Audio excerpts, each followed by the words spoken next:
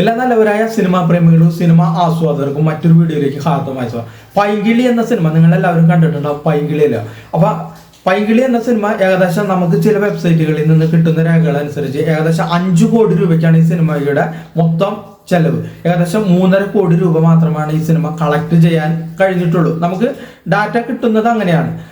അപ്പൊ ഈ സിനിമ ഫ്ലോപ്പായി എന്ന് പറയാം. എന്തുകൊണ്ടാണ് ഈ സിനിമ ഫ്ലോപ്പ് ആവാനായിട്ട് മെയിൻ ആയിട്ടുള്ള കാരണങ്ങൾ? അപ്പൊ ഈ സിനിമയിൽ എന്തെല്ലാം കാര്യങ്ങൾ നമ്മൾ പ്രേക്ഷകനായിട്ട് നമുക്കൊരു പ്രേക്ഷകൻ എന്ന രീതിയിൽ നമുക്ക് തോന്നില്ല ഈ കാര്യങ്ങളൊക്കെ ചെയ്തു കഴിഞ്ഞാൽ സിനിമ ഓടിയാനോ അല്ലെങ്കിൽ അവിടെ കോമഡി വർക്കായാനോ എന്ന് നമുക്ക് തോന്നും. അപ്പൊ ഒരു പ്രേക്ഷകൻ എന്ന നിലയിൽ നമുക്ക് ഈ സിനിമയിൽ എന്തെല്ലാം മാറ്റങ്ങൾ വരുത്തിയാൽ ഈ സിനിമ വിജയിച്ചേനെ എന്നതാണ് ഒരു ചെറിയ വീഡിയോ ഞാൻ മെയിൻ വീഡിയോ ആയിട്ട് ഇട്ടിട്ടുണ്ട്. അപ്പോൾ ആ വീഡിയോ നിങ്ങളെല്ലാവരും കാണാനായിട്ട് ശ്രമിക്കുക.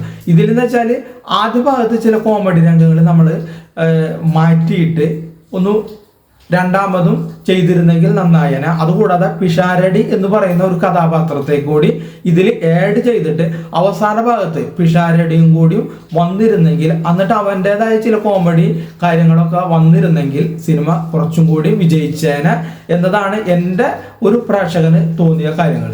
അപ്പൊ ചില ക്ലൈമാക്സ് രംഗങ്ങളിൽ ചില മാറ്റങ്ങൾ വരുത്താനുണ്ട്.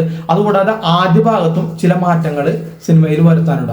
ഇങ്ങനെയെല്ലാം ചെയ്തെങ്കിൽ സിനിമ കൂടുതൽ പേർക്ക് ഇഷ്ടപ്പെട്ടിട്ട് നല്ല രീതിയിൽ സിനിമ ഓടിയേനെ എന്നതാണ് എനിക്ക് തോന്നുന്നത്. അതിനുവേണ്ടി എന്തെല്ലാമാണ് ചെയ്യേണ്ടിയിരുന്നത് ഈ സംവിധായകൻ തിരക്കഥാണ്. അത് ഒരു മെയിൻ വീഡിയോ ആയിട്ട് ഞാൻ ഇട്ടിട്ടുണ്ട്. നിങ്ങളൊന്ന് കണ്ടിട്ട് അഭിപ്രായം രേഖപ്പെടുത്തുക കമന്റ് ബോക്സിൽ. നിങ്ങളുടേതായ അഭിപ്രായം. നിങ്ങളിലും ഒരു നല്ല പ്രേക്ഷകനും ഉണ്ടാകും എന്ന് ഞാൻ വിശ്വസിക്കുന്നു. നിങ്ങളിലും നല്ലൊരു കലാകാരനും കഥാകൃത്തും ഉണ്ടാകുമെന്ന് വിശ്വസിക്കുന്നു. അപ്പൊ നമുക്കും ഒരു സിനിമ കണ്ടു കഴിയുമ്പോൾ അതിന്റെ കഥ ഇങ്ങനെ വന്നിരുന്നെങ്കിൽ നന്നായേനെന്ന് നമുക്ക് തോന്നുമല്ലോ. ആ തോന്നിച്ചാണ് ഇതിൽ എനിക്ക് തോന്നിയത്.